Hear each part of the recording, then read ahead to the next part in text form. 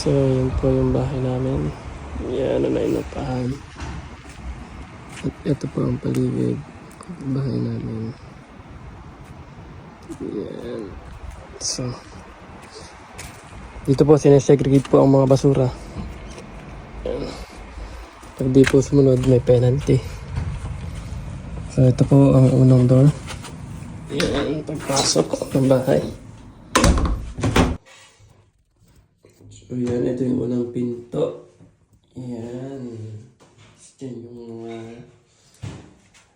sapatos namin. And then, pangalawang pinto. Yan. Stock room siya. And then yung bike. And pangatlong pinto. Yan. Sala.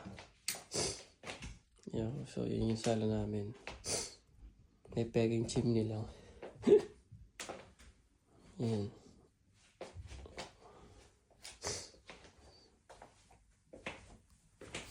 And ito na yung pang-apat na pinto. Yun. Sa sala. Yan. Sala namin. Tapos ang basurahan dito. Yan.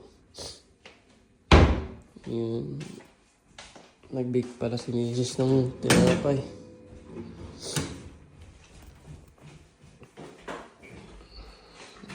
Yan. And bintana rito rin yan siya. Yan. Medyo maulan sa labas at mahangin. Yan. And ito na yung pang-limang pinto. Yan. Labas ng sala. Ay, ng kitchen. Pasok ito. Sala ulit ito. Pang-anim na pinto namin. Yan. So, ay yung isang pinto kanina. Yan. Tapos, ito sa labas to. Sa labas ng likod ng bahay. Yan. So, akit na tayo. Yan. So, sa baba, 7 pinto na siya kagad. Tapos, eto, pang-8 pinto. Yung toilet. And, ito, pang-9 na pinto. Yan. Yung heater tank. And ito yung pang-10 pinto. Bed sa first bedroom na ginawa lang naming sampayan. Malit lang naman siya. At mga stock ng gamit. And ito yung pang-11 na pinto na. Daming pinto, no? Yan, ito yung pangalawang bedroom. Yan. Tapos meron siyang built-in cabinet. Ito, yan.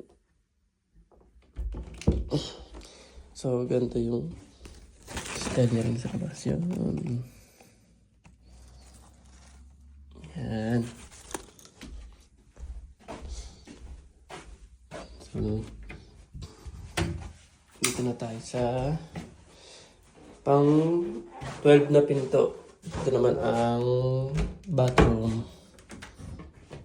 Yan. Yan. So, may heater siya. Ito yung heater niya. Bubuksan mo lang. Yan.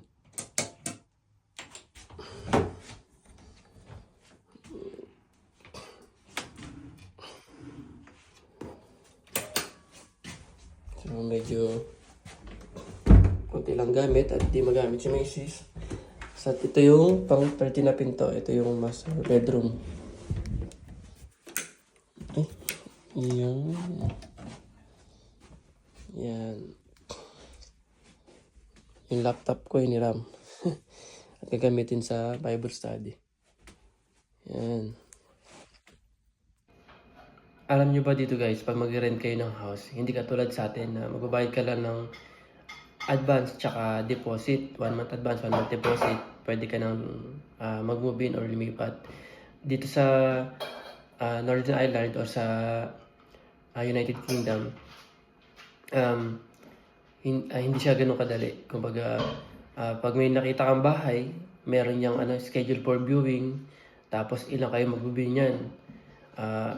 So after ng viewing nyo, nakapag-view na kayo, yung ahente or yung agent, bibigyan kayo niya ng application, send na kayo ng application via email. Tapos after nun, pipilapan niyo siya, then magbibigay kayo ng letter na willing kayong mag-rent doon sa house na yon. Tapos nun, pag nakapasa na kayo by email, yung landlord, siya naman yung mamimili ng kung sino yung gusto niyang papaupahan. Kaya minsan doon nagbibigay siya sa letter kung talagang tingin niya na maganda yung reason nyo. So kayo yung pipiliin. Kung kayo ang napili naman ng landlord, ang next step naman is mag-send na kayo ng mga application. And ang mga application naman dito, madami rin. Kailangan mo rin ng guarantor na matagal na rito, citizen na rito.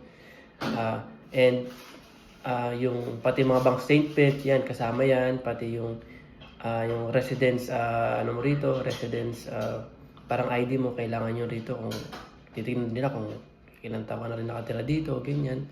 And after nun, pag napakasama mo na lahat yon, doon ka pala magbabayad ng deposit muna. Tapos nun, after magbabayad ng deposit, hintayin mo lang na ibigay sa'yo yung susi ng agent. Pag bigay sa'yo yung susi ng agent, doon ka naman magbayad ng advance. So, pwede ka na mag-move in. So, yun lang. Maraming salamat, guys.